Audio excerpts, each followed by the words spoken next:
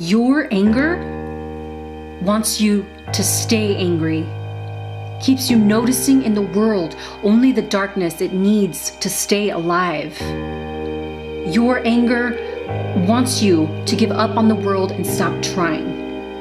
In its deepest moment of frustration, it's willing to do anything, even if that means strangling and destroying itself. We become so mad at the world sometimes, we decide to disconnect from it entirely. And as we spend our days in the four walls of our room, recalling the offenses over and over, we fail to notice the most unbearable condition of all now comes from the shelter we've created.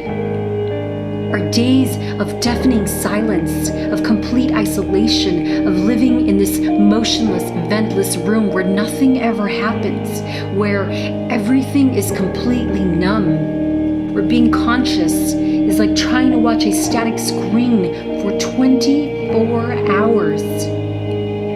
It took me a while to realize that my worst affliction didn't come from the cruelty of the world, but from the shelter I secluded to hour after hour.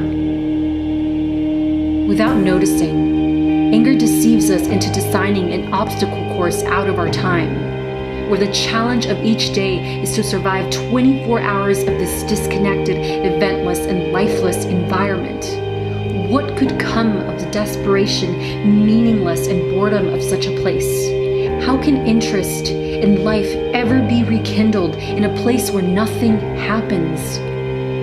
Anger designs these conditions because it's the perfect environment to fuel its cycle of hatred and isolation towards the experience of life, to justify the anger using the emptiness it had you design, to generate evidence that life contains nothing of value.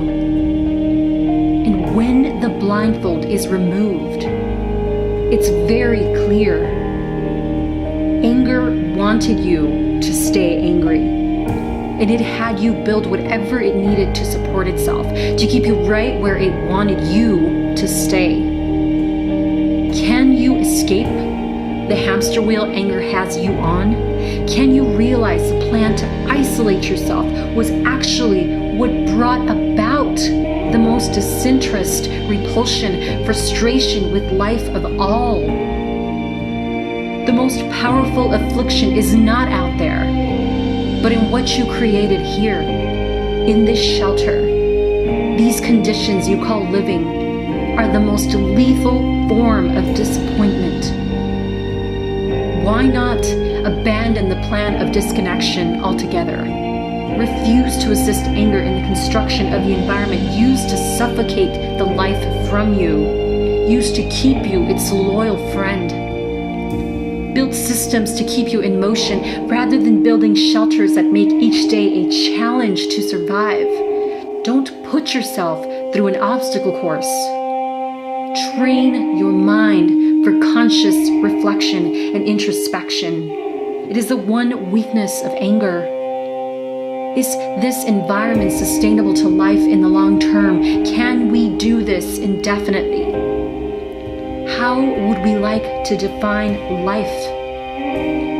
Choose a different plan. Don't let anger deceive yet another person. Do not dwell on difficulties and never believe the lie that you have tried every solution to any problem. Remember, you are only one person, and all the solutions you could possibly think of are only the tiny fraction your time on earth has made you familiar with. The solutions you can think of for this reason are most definitely not all there is. There are far more solutions than we could possibly exhaust, even with all the tribulations of our one life. Life is an ever-changing kaleidoscope of dissolving circumstances. What hurts you can disintegrate with the next turn you make. But you must continue moving. You must continue connecting with the world. The solutions you can't think of can only come by way of the discoveries others have made throughout their own challenges. via knowledge that comes to you from the bridges you create to them.